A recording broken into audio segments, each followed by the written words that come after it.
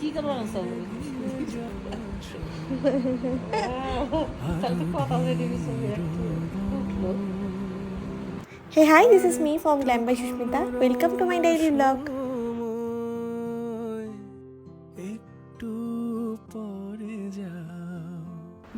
বাবা এভাবে রোজ সকালে রেডি হয়ে বেরিয়ে যায় চুপচাপ ঘর অন্ধকার করে, আমাকে ডাকে না। কিন্তু আমি উঠেছিলাম সেদিনকা ব্লগ বানানোর জন্য। এক চোখ খোলা রেখেই ব্লগ বানিয়েছি, কারণ দু চোখ সকালবেলা খোলে না আমার। যেই ও বেরিয়ে গেল আমি আবার ঘুমিয়ে পড়লাম। এ দেখো কি অবস্থা। Good morning. যদিও গুড মর্নিং না, নুন হয়ে গেছিলো। স্কুল ছুটি প্রথম তাই তো দেরি করে ওঠা।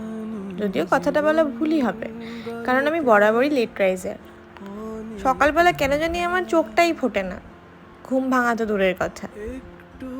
যাই হোক, ঘুম থেকে উঠে নিজের বিছানাটা গুছিয়ে নিলাম। এই যে বিছানা ঝাড়ছি, এটা নিয়ে আমার অনেক তকমা আছে। কলেজে হস্টেলে রুমমেটদের বিছানা আমি করে দিতাম। বিছানা কুচকানো, বিছানায় বালু, এগুলোতে আমার একটু ওসিডি আছে। এটাকে টিপটাপ বলে না ছুচিপাই বলে কে জানে, আমি অমনি। যাই হোক, কথায় থাইরয়েডের ওষুধ খেয়ে দুধটা জাল দিয়ে এখন ভর দুপুরে ছোলা খেতে বসেছি। আর ওই যে দুদিনের ডায়েটের হেলথ ড্রিঙ্কস খাচ্ছি। আজকে যদিও আমার চিট ডে, তাও শুরুটা এটা দিয়ে করাই ভালো, কারণ বাবাই কালকে বাড়ি চলে যাবে, তাই জন্য আজকে আমার চিট ডে। ইনি হলো আমার আলোমাসি, দারুণ টেস্টি রান্না করে। আজকে কি রান্না হয়েছে তাই সেগুলো শুনছিলাম।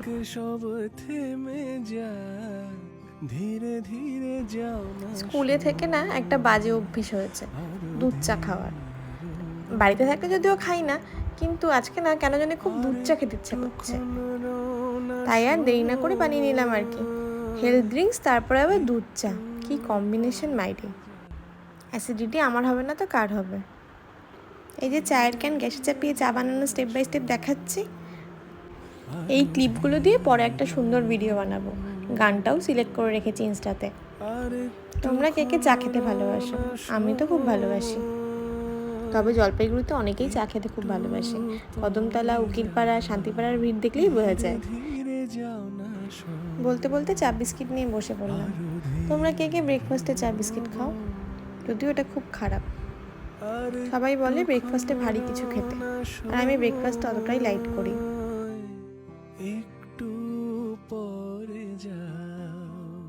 কিছু ইনডোর প্ল্যান্টস নিয়ে এসেছিলাম। যখন কেউ থাকে না তখন এই গাছগুলোর সাথে সময় কাটাই। এই গাছগুলোতে রোজ জল দিতে হয় না, মাটি শুকোলেই জল দিতে হয়। যাই হোক, আজকে জলের আর প্রয়োজন নেই। উপরে এসে মাকে খুঁজতেই দেখি মা ঠাকুর ঘরে দুপুরে নিত্য পূজা দিচ্ছিল। একটু হাসি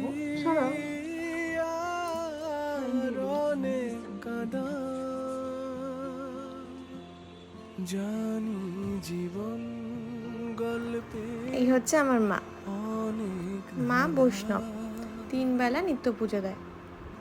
সেই ব্রহ্ম মুহূর্তে ওঠে যখন আমার গভীর রাত্রি। এই যে দিদুনের সাথে গল্প করতে চলে এলাম। ভাত কখন খাবো?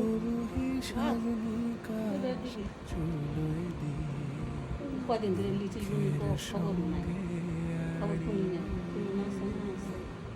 ঠিক আছে, ফোন করবো না। তুমি কি করবো না সব আমার দিদুন একদম বাচ্চাদের মতন, ছবি ভিডিও দেখতে খুব ভালোবাসে। ধীরে ধীরে যাও না মা বলে বেলা করে স্নান করতে না, কিন্তু কে কার কথা শোনে। স্নান করতে করতে 2টো বাজিয়ে দিলাম।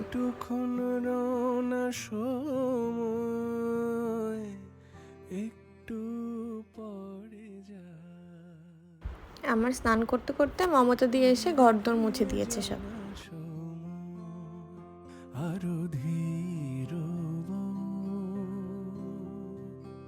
আর একটুক্ষণ রওনা সময়। বেশ গরম পড়ে গিয়েছে আমাদের এদিকে, তাও অনেকটা কম। সাউথের দিকে সত্যিই খুব বাজে অবস্থা এখন। গরমের মধ্যে টোনার ইউজ করলে খুব আরাম লাগে। আমার আবার ভীষণ ড্রাই স্কিন, তাই ময়শ্চারাইজার ইউজ করতেই হয়, তাছাড়া উপায় নেই। প্রায় 2-3 ঘন্টা পর পরই স্কিনটা টানতে থাকে, বারবারই অ্যাপ্লাই করতে হয়। আর চুলের কথা তো ছেড়েই দিলাম, 3বার স্ট্রেট করিয়ে 2টো চুল মাথায় আছে। যদি আমার সাজেশন কেউ চায়, আমি তো বলবো কোনোদিন বাবা স্ট্রেট না করতে। জীবন গল্পে অনেক ধাঁধা। স্কিন কেয়ার করে আমি রেডি পুজো দেওয়ার জন্য। আমি আবার মার মতো তো পুজো দিতে পারি না, আমি আমার মতন দিই। অফিস ছুটি থাকলে পুজোটা বাবাই দেয়। আমার সিংহাসনের বেশিরভাগ ঠাকুরই শ্রীকৃষ্ণের বিভিন্ন রূপ, আর আছে আমার ফেভারিট হনুমানজি আর মহাদেব। তুলসী পাতা ছাড়া বলে ঠাকুর ভোগ গ্রহণ করেন না, তাই 2টো তুলসী পাতা দিয়ে দিলাম, একটা গ্লাসে একটা প্লেটে। তবু হিসাব নিকাশ চুলোয় দিয়ে দুঃখের সঙ্গে করব একটু বাড়াবাড়ি। ভালো স্নান পুজো সেরে উপরে গিয়ে সবার সাথে ভাত খেতে বসলাম। উপরে যেহেতু ভেজ, তাই মেনুতে সব ভেজ ছিল। ধীরে ধীরে এই একটা ভালো কাজ হয়তো আমি করি, খাওয়ার কিছুক্ষণ পর রোজ একটা করে ফল খাই। ভালো লাগে আমার ফল খেতে। তোমরা কারা কারা ফল খেতে ভালোবাসো? আমি বেশ ভালোবাসি ফল খেতে। একটু পরে যা। এখন কিছুক্ষণ আমি সোফায় বসে ফোন ঘাঁটবো আর ল্যাদ খাবো, প্রপার ল্যাদ যাকে বলে। সন্ধ্যায় আবার আজকে টিউশন আছে, তাই বাবার সাথে অফিস থেকে আসার পর দেখা হবে না। Here I am ready. সেই ছোটোবেলায় যেতাম বাবার সাথে টিউশনে, স্কুলে, এখনও যাই মাঝে মধ্যে। খুব ভালো লাগে আমার। জানো, বাবাকে না আমার স্কুলের বন্ধুরা খুব ভয় পেত, বলতো তোর বাবাকে দেখতে খুব রাগি ডাগি লাগে। কিন্তু বাবা তার পুরো opposite. He is the super cool person I have ever seen. টিউশনের পরে বাবাকে ফোন করলাম, ও ফোনটা ধরলো না। পরে হেঁটেই বাড়ি চলে গেলাম। ও সন্ধে দিচ্ছিল, তাই ফোনটা ধরতে পারিনি। তাই আমি ব্যাগটা রেখে ওর সাথে যাওয়ার জন্য বেরিয়ে গেলাম।